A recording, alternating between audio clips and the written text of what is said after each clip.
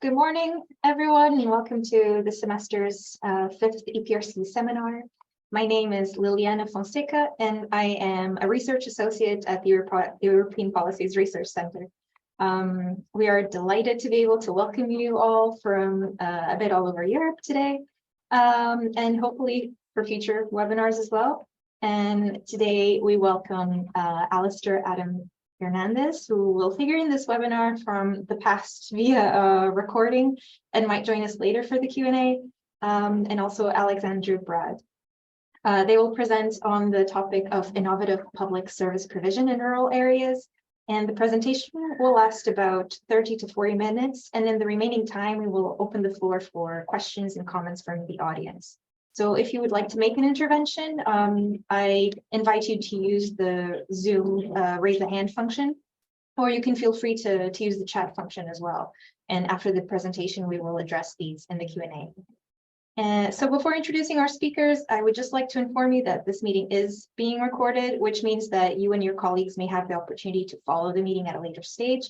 And we will share any details about how you can access it by email.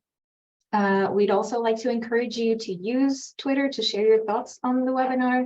And so now let me present our speakers today.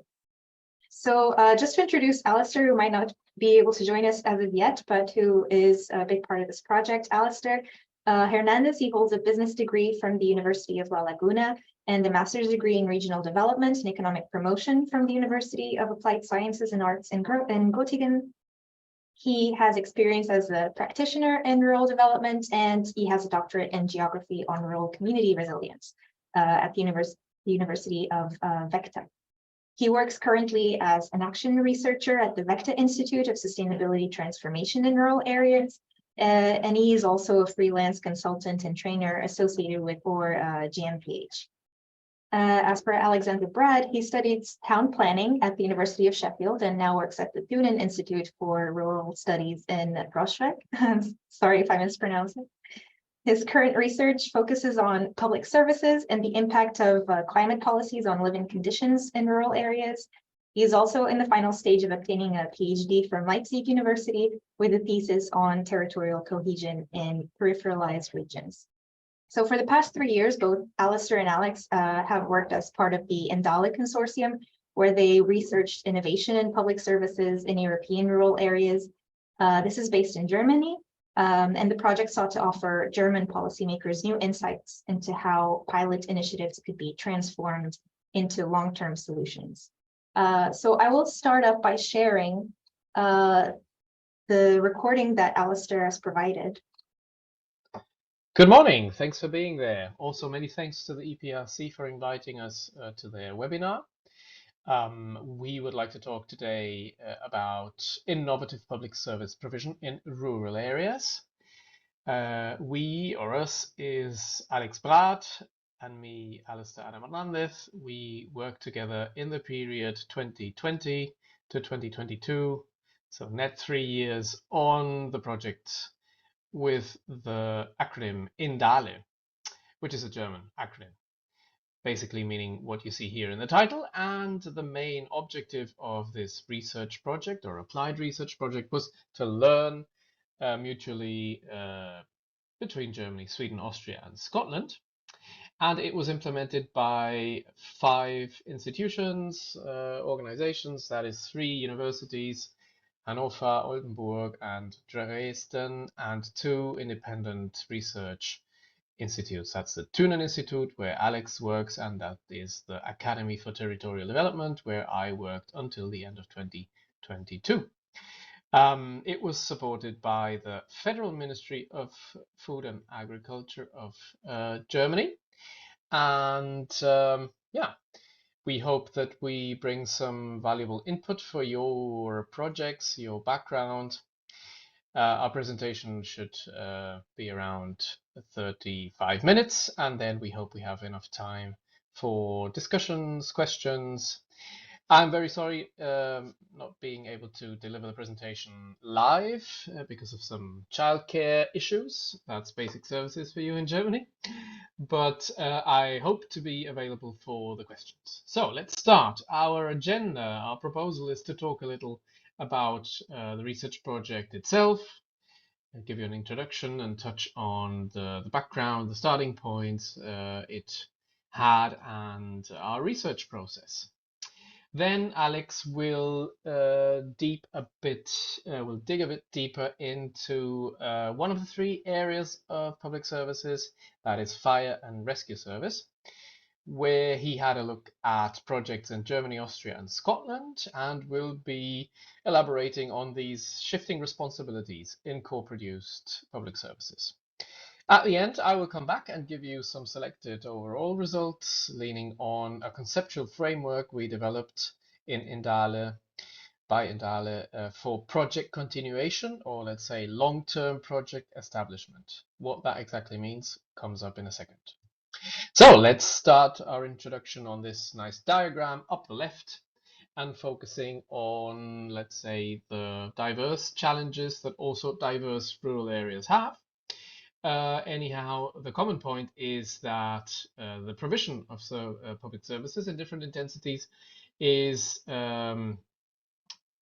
becoming, or at some geographies already longer, becoming deficitary. It is problematic in financial terms, in terms of the quality of services. And the German flag at this area represents a bit our, let's say, German way of looking at things in the project, or the German lens we put on, trying to understand what Germany could learn from the other countries. That is Scotland, Austria, and Sweden, as you can see in the second stop in our journey. And yeah, this international comparison should allow us to see how things work, or work better, or work less in other countries, and transfer that knowledge to the German context. Moving up to the right-hand side, upper part of our diagram, we have the project selection. We roamed, or we went through about 500 to 600 projects on a desktop research, and selected the projects with or according to specific factors. For example, that they are relevant for the German context, or the solutions offered were interesting to solve problems on the ground in Germany, that they had an innovative component, trying to solve things differently. They are sustainable in different ways, but mainly basically meaning this long-term establishment. We were trying to find out projects which had been developed as experiments, as let's say in context of pilot schemes, and then slowly transferred, or became mainstream, we could say, or at least long-term established. Why we looked at that comes also up in a second. And the last stop on our journey is the implementation and dissemination, and that is what we're doing today, telling you about our project and some results.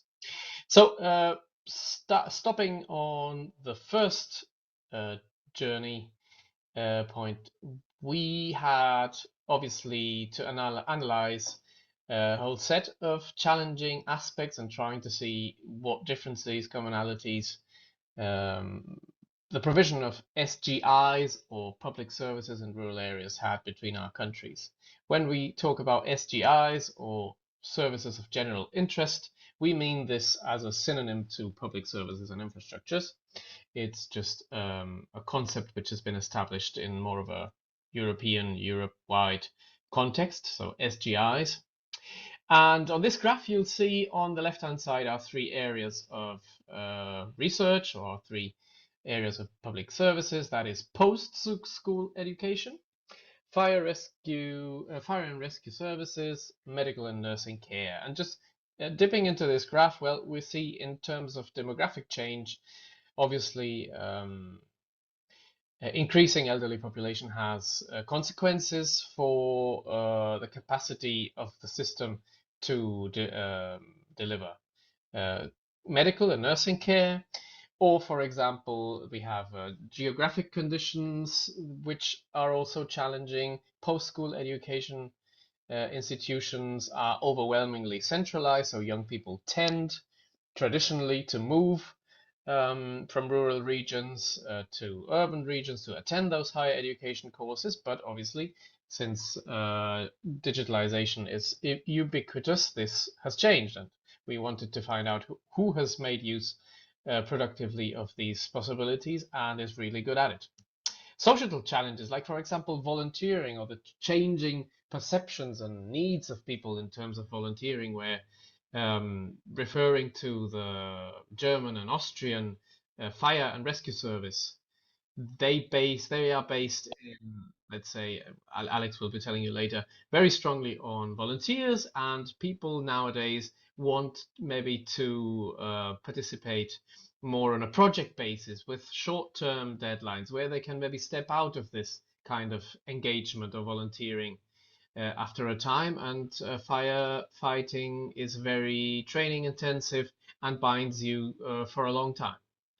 Or, for example, the mismatch between educational offers and skills that are demanded in different economic areas, which, yeah, let's say, produce also problems for rural areas when people have to move somewhere different to carry out jobs that they have learned on the ground. Yeah, so also touching base on this German lens the project had, it is important to highlight that citizens living in Germany have a constitutional right, you would say, to access services of general interest also in rural areas. The state is responsible for safeguarding them, and this is called the postulate of the equivalence of living conditions, which also translates to spatial planning law. There's, for example, a quote here from the Raumordnungsgesetz, or the, let's say, federal spatial planning law. The provision of services and infrastructures of general interest must be guaranteed in an appropriate manner to ensure equal opportunities in all areas. This also applies in sparsely populated areas. And this is obviously something that is not being fulfilled. So in terms of informal steering instruments in planning and development, in the German landscape, we would say in Germany, there has been a whole series of pilot schemes and pilot schemes for innovative rural basic service and infrastructure provision, which have been taking place already for 20 years, where feasibility studies, data collection, proposals for the transformation of service delivery have been brought into discussion, but have maybe not found implementation, or the projects developing from these pilot schemes have not reached a mainstream status, have not survived long term. So experiments that have not been taken over into the main system, let's say. And that is one of INDALE's main research focuses and starting points. So there is somehow inherent tension between the provision of SGIs or public services, which is a somewhat a robust construction, let's say. It should be guaranteed in all areas. They should be long-term sustainable, and there's some kind, different grades here, obviously, of public responsibility to them. And on the other side, these pilot schemes we were interested in as a source, as an origin for innovative projects that help us to transform the basic service provision. Those pilot schemes are somehow a disruption of that robustness. No, they have a temporary approach. They experiment. They do things differently. They are publicly funded as well. And we were also interested in focusing especially on those which had happened in rural contexts. So let's say based on this inherent tension, we had a few guiding research questions, like what practical obstacles and factors are associated with the implementation of pilot projects in the area of rural public service and infrastructure. what key factors influence the continuation, long-term establishment, and maybe the mainstreaming of these innovative projects, and our interest translating how things work in, let's say, outside Germany to the context here, is obviously the design of those pilot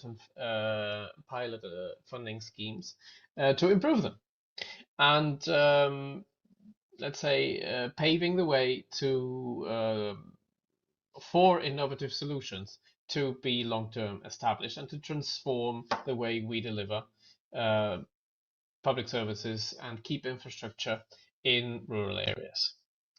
So, summarizing a bit, we researched in total 18 projects, good practices, we could tell them, we could describe them as, and tried to learn from them.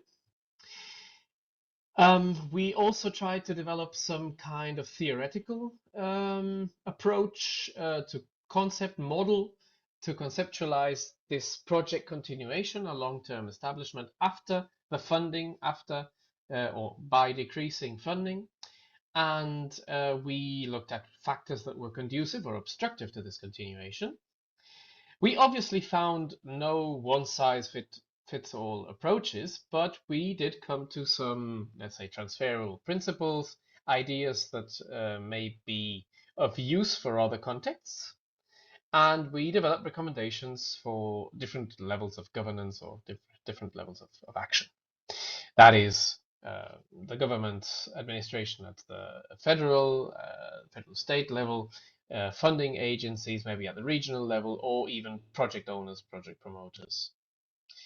It was a complex empirical research with 4 organizations. One of them was coordinating and 4 of them were implementing the empirics in the 4 named countries and in the 3 areas of services of general interest. And as you can see in this graph, we were trying to cross-research throughout the areas of public services. So, for example, we're going to be looking at, in a second, the area of fire and rescue services, and me and Alex were looking at, in total, 5 case studies in Germany, Austria, and Scotland. So, our distinguishing feature that we looked into those individual projects with some degree of depth. We used semi-structured interviews with key actors implementing, financing, using the projects or being beneficiaries of those projects, and also document analysis. And as you can imagine, in the period 2020 to 22, we, let's say, encountered many restrictions related to COVID and had to partially develop our field work from the desktop, doing interviews online. But our colleagues did manage to get to Sweden, to Austria, unfortunately not to Scotland. Also very relevant challenge at this point is that the governance models, who is responsible for what, who makes what decisions, who has access to budgets, to planning responsibilities in the countries, let's say the subsidiarity cultures of those countries were, let's say, to some extent different, and that is something that always has to be specified when we're talking about transferring the knowledge to Germany or to other countries. Okay, that was my introduction to the INDALE research project, and now I will give the floor to Alex, who will dive into fire and rescue services. Right. Thanks, Alistair. I hope you can hear me. Yeah, we can. That's great. Right, so now it's my turn to take you on a journey to the world of firefighting.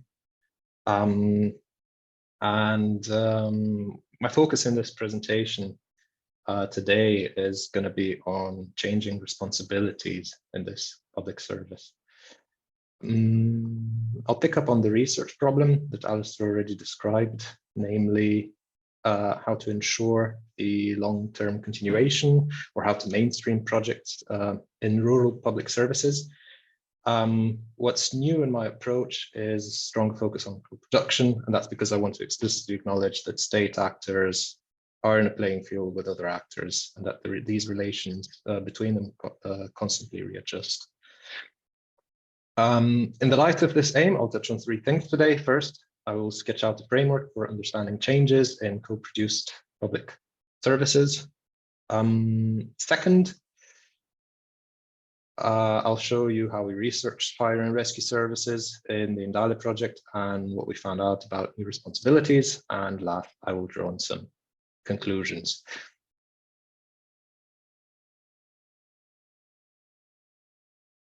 Let me briefly begin by outlining the theoretical reasoning for our research. We first draw on institutional theory to understand how rules, practices, and beliefs change in public services. Generally, to put it bluntly, most public services tend to be set in stone because the way they're organized has been tried and tested for years. And that's understandable because, as Alistair said, they need to be predictable and reliable. So we can think of the fabric which makes up public services in terms of formal and informal rules. So this covers everything from statutes on the one hand, going all the way to personal beliefs and unwritten ways of doing things on the informal side. But even things that appear to be set in stone must change. So there are three key perspectives on this. Changes can be gradual or sudden. It can react to internal or external stimuli, and those striving for changes can work with or against the system. Literature tells us that in case of public services, changes tend to emerge informally, they're gradual, and they can be both external and internal impulses working at the same time, and change agents tend to work oftentimes within the system. The second concept we employ here is co-production, where the co-part indicates that state and non-state actors work together. The production part relates to deciding resources, planning, delivering, and assessing, in our case, public services. And hyphen indicates different types of relations in this process, for instance, partnerships, but also business type relationships. So to grasp how responsibilities shift, we draw on two theoretical strands and put together a working definition, which sounds like this. Shifts in responsibilities occur on the backbone of changes in how different kind of actors design and deliver public services. It's a bit of a pick and mix definition or working hypothesis. Now, why are fire and services co-produced? In some European countries like Germany and Austria, they are decentrally organized. National governments only have a very limited involvement in their organization and in their running. There's no national fire service. Rather, firefighters are organized in bottom-up associations which represent firefighters' interests and consult state authorities on various matters. The state is very present in the fire service, though, and actually local authorities have the statutory duty to maintain functional fire service. Yet, and here's the co-production catch, the fire service in these two countries relies on a high share of volunteer firefighters to carry out its duty. You know, up to 95, 99% of firefighters are volunteers. Other countries do it differently. Scotland, for instance, has a national fire and rescue service, which is controlled by the government.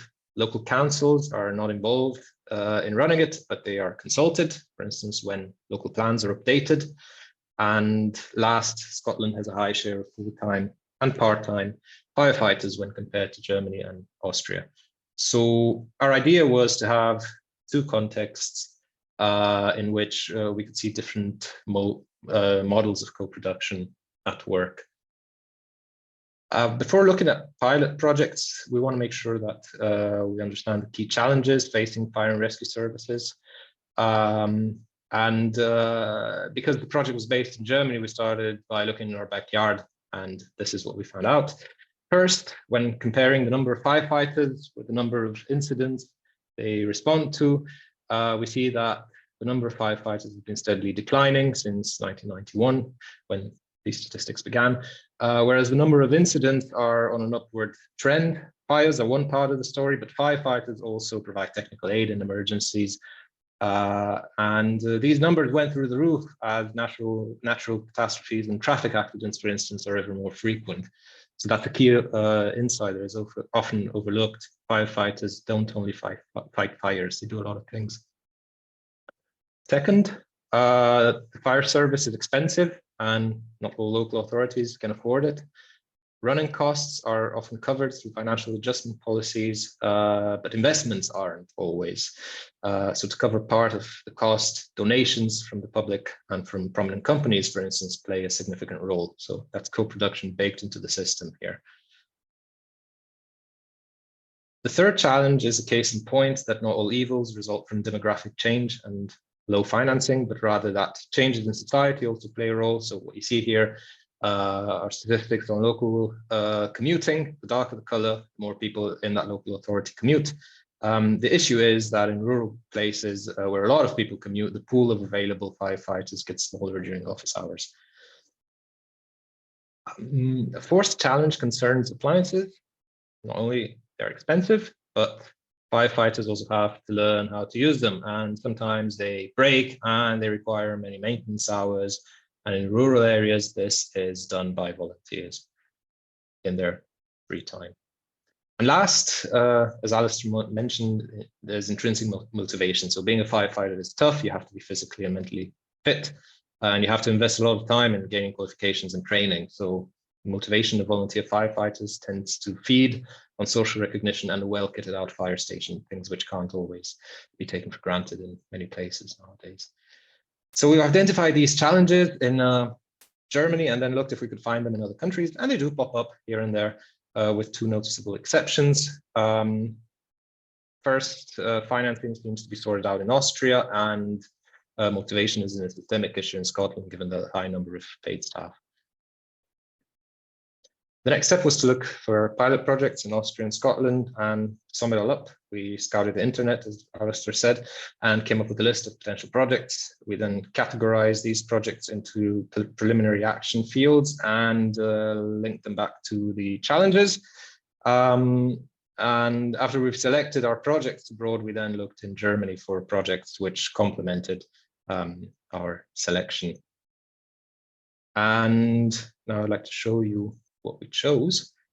We've got 3 projects for fire safety education, 1 in each country, 2 projects for supralocal cooperation, 1 in Germany and 1 in Scotland, which we sadly couldn't research because of COVID, and a project in Austria, which looked to strengthen a local fire brigade. So I'd like to spend a few minutes to talk about these fields of actions and the projects themselves. First up, fire safety education, which generally serves 2 key purposes. It teaches youngsters how to handle fires and hazards, and it's also a tool for getting children interested in the fire service so that they might consider, for instance, joining the local youth fire brigade. This is a task conducted by local fire stations together with kindergartens and schools at a local level, and it's a pretty well-established institution. But the key issue is that it's carried out inconsistently, and the way it's done depends on how involved and how knowledgeable local actors are. So it would be really good if someone created a golden standard of resources that conforms to the school curriculum and could just be taken off the shelf and used in practice. And the projects we looked at did just this. We've got Gemeinsam sicher Feuerwehr from Austria, which translates Together Safe Firefighters. And they've brought in educational experts to create professional teaching materials and set it all up in a way that school children can also get in touch with firefighters if they want to learn more about, or if they want to write a qualification on their or get a grade on their work. And because they networked really well, someone in Germany caught wind of what they were doing and did the same in the project Mehr Feuerwehr in die Schule, which translates as more firefighters in schools. So this project licensed materials from Austria, but also over time set up a new financing line to fund fire safety education in the federal state of Hesse. So that was Frankfurt, Kassel, that area. And last, in Scotland, we have a project which sought to target youth offenders, especially arsonists and kids with antisocial behavior. And they did this by establishing a training program together with other agencies. The next field of action we identified is supralocal cooperation. The focus here is on the coordination of mundane I would say, recurring tasks such as maintenance or training or procurement. It's something that typically falls on the shoulders of local fire brigades, and they eat up a lot of time. So sharing this burden would make sense, for instance, if fire brigades in the region would take turns in setting up training events for everyone to attend, so not everyone has to do their own event or training. The super local level becomes a key site for action here, and it relies on new corporations and new full-time positions to carry out these tasks. Now, in the heavily decentralized German fire service, this is akin to going to the moon and coming back, but we found a project which did just this. They managed to coordinate the activity of 37 or so fire stations in the region. And our last field of action is community integration. Key task, and oftentimes a challenge, as mentioned earlier, is to maintain the human and financial resources of local fire stations. And to do this, doing this is especially tough in times of financial cuts and demographic change. It involves everybody in the society, yet in this ubiquity, volunteer firefighters are often taken for granted. They're always there when they're needed, but don't really realize what they do when they don't put out fires or clear out traffic accidents. So it would be good to ensure that the performance of the fire service can be upheld, while at the same time thinking about embedding the fire service in the community. And this is what the project House of the Fire Brigade and Association in Maishofen in Austria does. It brings everything into one place, putting the fire brigade at the center of a multifunctional building. This is what it looks like. And you've got all kinds of public services bundled there. And at the same time, they have space for local associations to conduct their meetings, for instance. Good. These are our fields of actions and our projects. So let's move on to co-production. And to do that, it's best to focus on the who, the what, and the how. So if we look at the typical suspects involved in the projects we've researched, we can assign them into three groups. We've got firefighter organizations to the left. We've got the public service down below, and the public sector is on the right, and we've got other types of actors down below. So let's look at the first project, Gemeinsame Feuerwehr, together say firefighters, the one with the school materials in Austria. The driving force here was the Federal Firefighting Association of Upper Austria in Linz. And these are the relations built with this project. Now, I won't have time to go through each and every one of them, so I'll stick to the main ones. And here is actually consultants who provided the spark for the idea by putting the spotlight on another dimension of the fire service, namely the social one. This is something that wasn't on the firefighters' agenda, because fire safety education is usually about putting out fires. But the fire service also has a tradition, and it can only work if citizens also play their part. And this is what the consultants kind of made clear. Within the project itself, then fire safety education was brought into music class. You can learn history or even English in a kind of firefighting way. And as cool as it sounds, one of the key challenges was acceptance when attempting a national rollout project. So there was skepticism within the fire service, which is too decentralized for someone from the top to tell you what to do. But also the education system was a bit reluctant. Common excuses were our curriculum's full, or teachers decide themselves what materials to use, leave us alone, basically. Now, moving on to the German iteration of Gemeinsame Feuerwehr, with more firefighters in schools, the approach here was the other way around. Firefighters entered a cooperation agreement with the Ministry of Education and the Ministry of Interior to run a project which sought to strengthen links between local fire brigades and schools. They did that by creating a pool of tried and tested materials, and they went and tried out new approaches. The lessons learned in this project were bundled in a fire safety education concept, which later offered the grounds for a new joint funding between the ministries. And this funded county fire safety education coordinators, and other actions across Hessen. Next up, moving over to Scotland, FireReach is an initiative set up in Glasgow, which works with different organizations to develop and deliver training materials for school children. So the police, Ambulance Scotland, schools, local youth clubs would all be involved. The initial focus was on preventing arson and attacks on fire crews, and it generally involved having kids undergo a week-long training course in a fire station. Now, recently, the funds for organizing these courses have dried up, so the project was rebranded to Fire Skills and streamlined to one-day courses, which would only focus on one topic. The approach itself is disseminated by the central office of the Scottish Fire and Rescue Service so that other brigades can adapt it to their needs. And obviously it was replicated in rural areas. Next, supralocal emergency response planning, which emerged in a so-called pilot region. So this is an association, in this case, of 5 local authorities who got together to carve out a strategy for maintaining public services in a region that was facing kind of bleak demographic outlooks. And fire and rescue services were on the agenda of this pilot region, amongst others, and there are a number of relevant observations. First, firefighters needed to be convinced that this process is beneficial for them.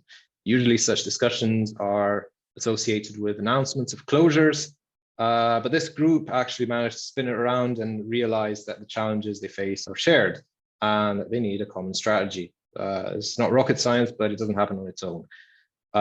What emerged was a plan which looked at how different assets in the region can be bundled efficiently, so how fire stations can work together. And a new position was created to coordinate basic activities between fire brigades. And with the last project, the House of the Fire Brigade and Associations in Maeshofen, this was kept at a local level, but it relied on some visionary thinking on behalf of local authorities, especially in site selection, design principles, and bundling of public services in one location. So taking a step back from all of this, the nice thing about the projects is that all of them build links which transcend actors' categories. So firefighting organizations work together with public sector and other actors, which could be private or third sector organizations. And many of these approaches are simple as they sound, they are breakthroughs. Nonetheless, there are roadblocks, especially when it comes to acceptance. I might say, yeah, classical stuff, thank you, bureaucrats trying to command people. But the solutions that we've researched are not really top down, even when the projects are designed within the government or at a higher level. And that is because the project and ideas are not enforced, but they're rather offered as so-called relief and support offers.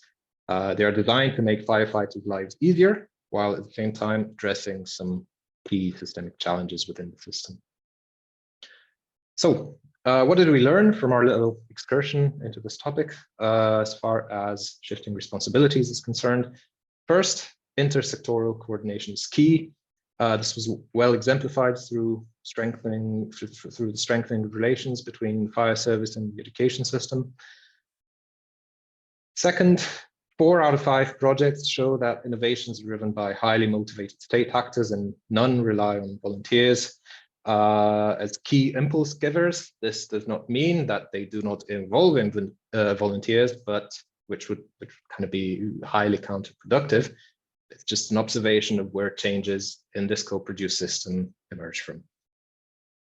Third, systemic challenges can't always be solved at a local level. There needs to be some form of regional coordination, which in Germany and Austria is highly contested.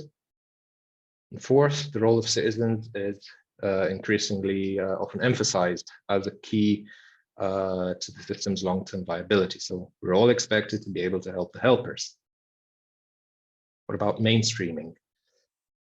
Well, first, you can't ignore firefighters and expect the project to run for very long. There is a lot of different knowledge and expertise nested within the fire service, which can be considered, would be good if it would be considered, and would help the project become successful.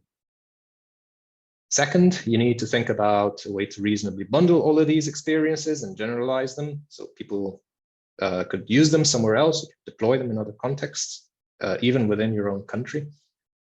Third, projects could benefit from modular design, where if part doesn't work as expected, it can be discarded. And last, people learn when they get new responsibilities, and they usually learn by doing. So you need to have a system which facilitates knowledge exchange while doing it. All in all, shifting responsibilities is tough work. It extends beyond governmental programs. It's more than carrots and sticks. It goes beyond earmarking funds to fix a problem, and making it stick involves changes in beliefs and in the expectations that different groups of actors might have. I'll leave you with that thought for now. Thank you. Many thanks, Alex, for those insights into fire and rescue services in Germany, Austria, and Scotland. I would like to finalize the presentation, giving you some insights into our overall results, and they are based on what we call the framework for project continuation.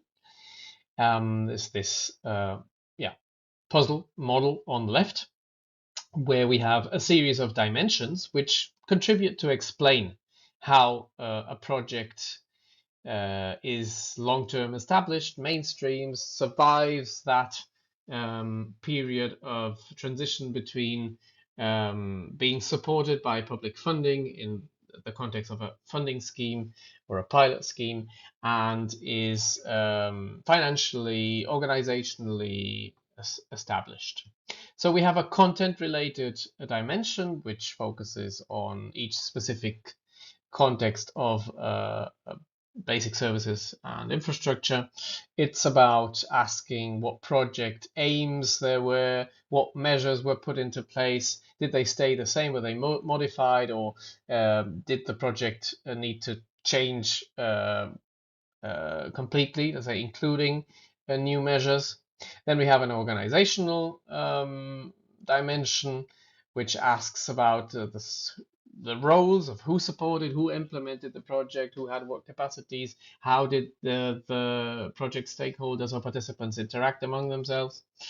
We have a political administrative dimension, which asks about the support or the acceptance, maybe, which the project got from politicians and the administration, which is always, let's say, maybe a gatekeeper or a very important institution because of let's say the links to the provision of public services.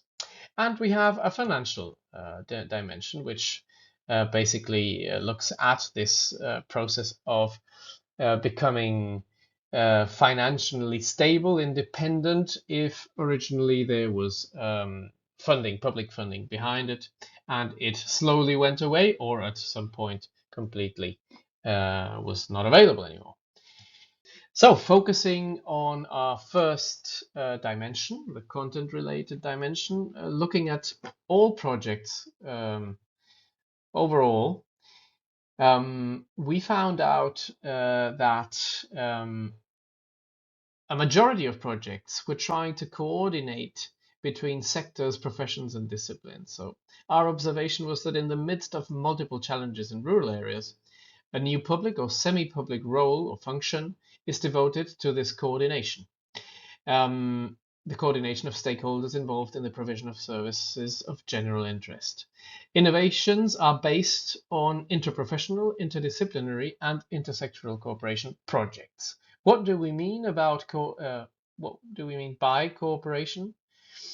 It's let's say, a special function, specific people, mostly acting in the context of the project, And they were giving expert but low threshold advice to those stakeholders involved in the provision of services. And they were much more than just a contact point or a contact person.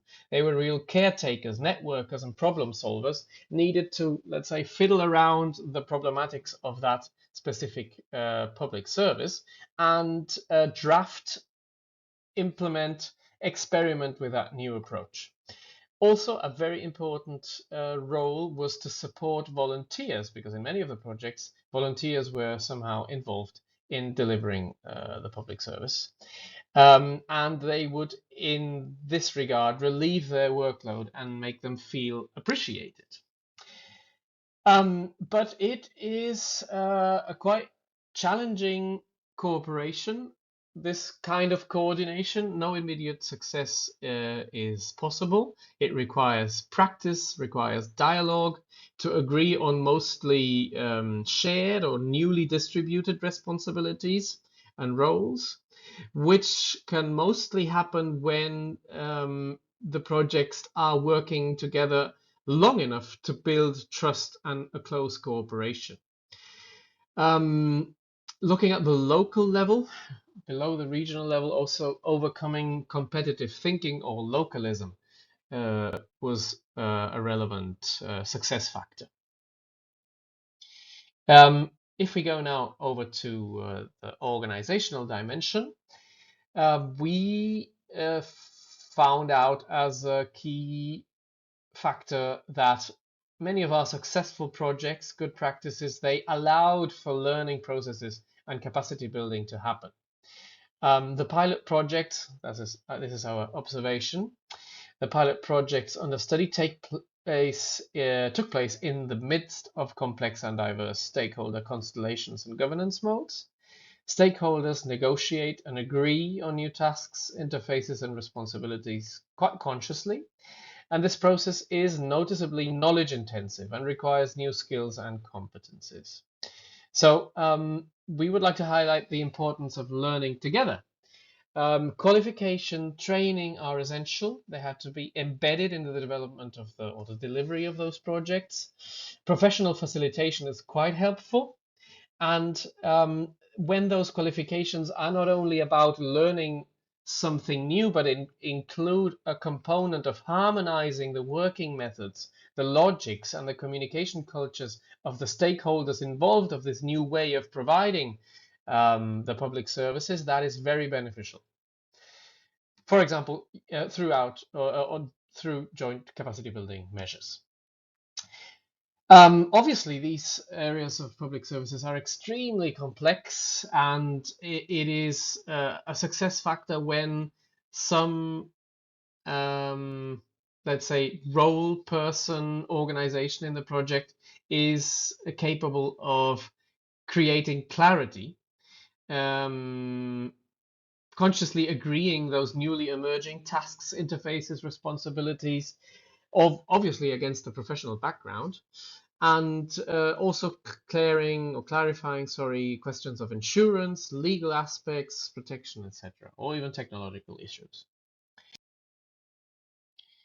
In the political administrative dimension, we could observe that many of these good practices projects were an example of what you could call neo-endogenous development, where the drive, the needs of the bottom-up are articulated, but meet an initiative from the top down that is really interested in adapting, modifying, transforming the way public services are delivered in their area of influence.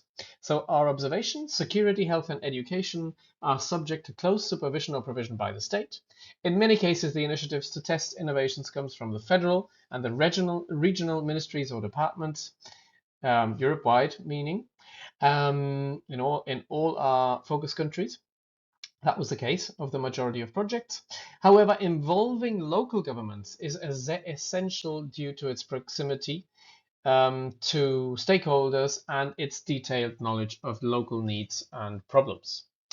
But obviously, we talked about this earlier, different governance modes and subsidiarity make this difficult because yeah, at the regional level, we often have formally responsible roles, administrative levels that set the framework and therefore initiate and reform the innovation process, but they need the local level. They need municipalities, they need volunteers organizing in cooperatives or associations, for example.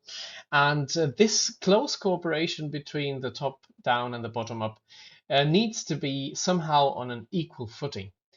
Yeah, and the ability to negotiate between governance levels in an open-ended manner is required by officials. Yeah, involving rural local authorities, as we were saying, is challenging because they have scarce resources, and that prevents their participation in innovative pilot projects. They cannot afford to fail, maybe, so they just don't even try if the budgets of those local authorities in rural areas are very difficult. So project continuation is sometimes not feasible in terms of staff or finances. So sometimes we observe that they would need completely new or extended financial competencies or legal competencies to be able to implement on a long-term basis what had been tried out throughout the experiment in the pilot scheme. Yeah, and that was it. Thanks very much for your participation today. We are willing to answer your questions and to start a discussion. Thanks very much.